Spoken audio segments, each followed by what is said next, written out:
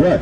You understand that? You know, they concerned about everyday struggle. Right. You know, and then with the kind of money they get on food stamps and that stuff, when they go to the store, they sell all that stuff, man, with the 101 sodium up in the dough. Right. Or $240. Right. Right. They're just trying to survive out here, man. Right. You know what I'm saying? So what can they say to them, man, that make them think? Because, you know, believe it or not, man, what you preach, man, is right, man, but it sounds like rhetoric to them. They so far away from being able to relate to what it really is. So, you know, you got to clean your body and your soul before you able to, you know, to clean your mind out. The body falls in mind. You know what I'm saying? How you going to, man, they out here, they smoking weed every day. Oh, yeah. They drinking alcohol every damn day. Yep. Fornicating every day. Fornicating all day long. All day long. Man. Why is that? So what can you say? Just like the pictures you get up here, man, this is real, man. This is real. Well, this is real. But see, they take the history from us, man. They try to sell it back to us. Right. They don't want you to know the truth. They don't want to know that we're the children of Israel. Just like, you know, we other fellas out here, man, we killing each other and everything else. Right. But they don't know. But we was brought over here on a slave ship and we shit and piss on each other. A lot of the young generations don't know that, man. Why? Because they smoking weed. They worrying about sleeping with 1,000 women. Exactly. Their mind is gone. We killing each other out here, though, man. Right. See, before you used to worry about what the white man's doing to us, this and that, though, man. But you know what, though? Now you worry about what the motherfucker 2 doors down with the wheels doing. You know what I'm saying? You worry about more something than what the major destruction is going on. You know what's so funny? You know what's so funny? Because a lot of the blacks and Latinos don't understand. It's going the four corners of the earth, even from the East Coast to the West Coast. I don't know if you ever seen it, but there's a lot of white people moving back in the hood. I don't know if you've seen that. Well, now, I think gentrification. That's what they're doing. That's true too, though. But it also comes down to the economic status too. Everybody's falling into that. Though it's all about the rich people and the poor people now. And what they're saying that from the poor people to the rich people is getting wider and wider. That gap is getting wider and wider. Where you'll never be able to catch up to it and have your equal share, your 40 acres and a view of what they're talking about, man. Right. You know, they want to be back down here. It's not flooding around here. Look, man, it's like, you know, I talk to people and they all go to these different states to live. Right. And tornadoes, everything else. The worst we get here, man, is a jacket and we going about our business. Right. Let me tell you something. The hood from the East Coast to the West Coast is all the same. It's all the same. Okay.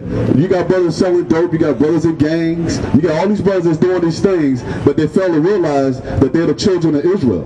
And what they have to come back to is the law, statute, commandments. And they don't understand that the so-called white man is our enemy. The same reason that you got the Chinese, you got the Arabs in our communities, they're not realizing that. And I'm not saying go and blow up the stores and nothing like that. What I'm saying is they have to understand that they are enemies. And they have to understand why we're in this condition. They don't understand why we're in this condition. Why? And you go into every hood. I don't care if you go to Philly, you go to New York. All around the world. I ask them a question. When you go in the stores, in the hood, who owns the stores? The so-called Negroes own the stores? No. Then you got to ask yourself the question, why? Why in every black community you see that you got the Arabs, you got the Chinese, you got the white man in our community own the stores? That's the first question we should be asking as reservation of people. Taking all the money from us, though, man. Right, but what it is because we're cursed people because you broke the Most High laws. You got something? Yeah. This is what Moses prophesied about us in his days.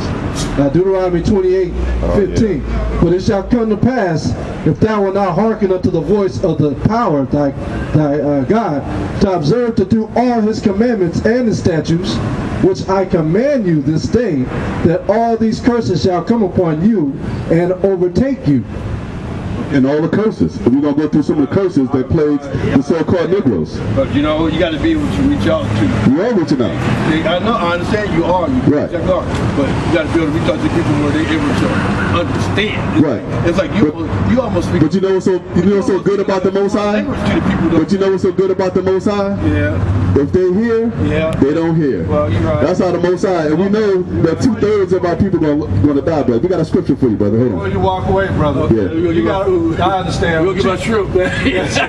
You got to realize that doing. I understand, bro. But you got to realize the small thing. That the Most High always dealt with a small remnant. He never dealt with the whole nation.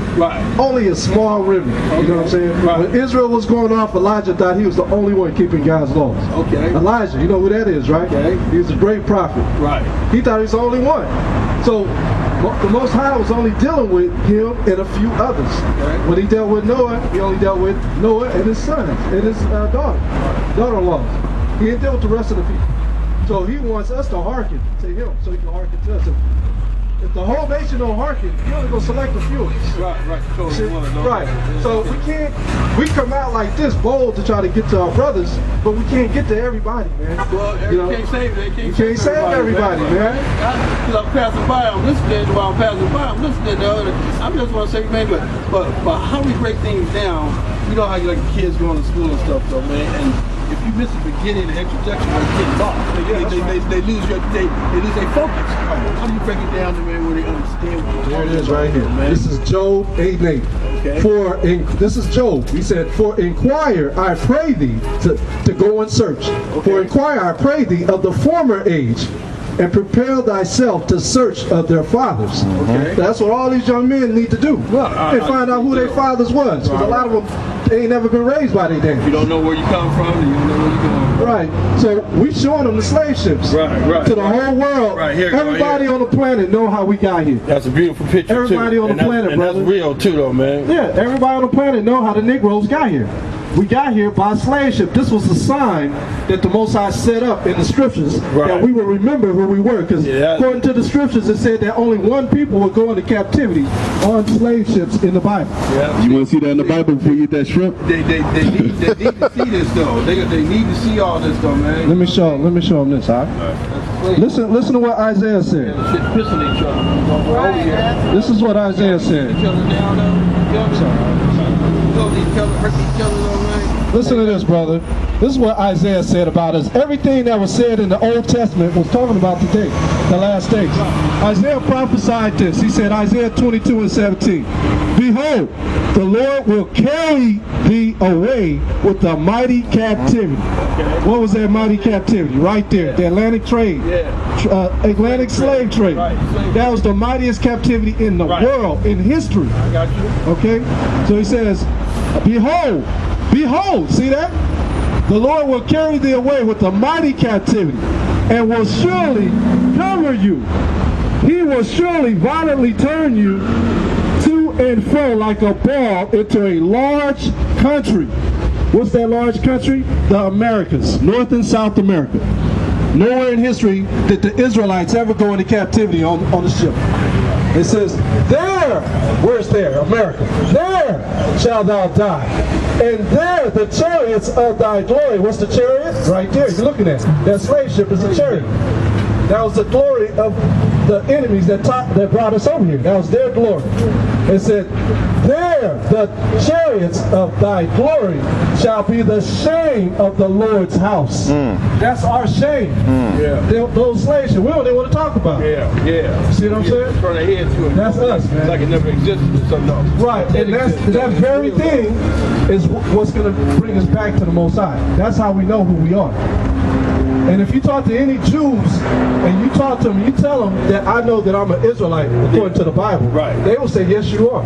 But if you say you're a Christian, they're like, okay, you're a Christian. You're a Christian. You're Muslim? Okay, you're Muslim. Well, if a man thinking, so he be. Right. But if you say you're an Israelite, they're going to say, what tribe you from? You say, I'm from the tribe of Judah. They'll say, okay, and they'll say, prove it. Go right into the Old Testament, show them that. Go right to the Old Testament. See? Everything is right here for us. It's been with us all through slavery. The book of the Quran was not with us when we was in slavery. The Buddhist books was not with us when we was in slavery. The only book printed off the printing press was this Bible right here. This was it. And what do they tell us to do? Not to read it. Not to read it. Keep that from you. You know, keep it for the truth, though. Right. So if they told us not to read it, they interpreted to us. It's the only way they can get us together in our churches where they can calm us down. And what do they tell us to do? Sing a song for them. And just like you see this image, just like this. Just like you see this white image. All this image is plastered up every so-called Negro's house. It's still in my grandmother's house. That's all we know. Exactly. So now you got to ask your question, why are we in this condition? What we were just saying, because we broke the law, statute, commandments of the Most High. So that's why. Now you got to figure out, how do we get back to the Most High if we are the true children of the Bible? Okay? You want to get that? Yeah. You got something good? Because everything we ask, man, we're going to bring right out of the scriptures, God, because it's the Most High's word. Okay, brother. All right. Only a remnant going to get it, man. It says, Psalms 137, when we came over here on slave ships, the first thing they told us to do was sing them a song. Oh yeah. Now, how are you going to sing in a strange land that you've been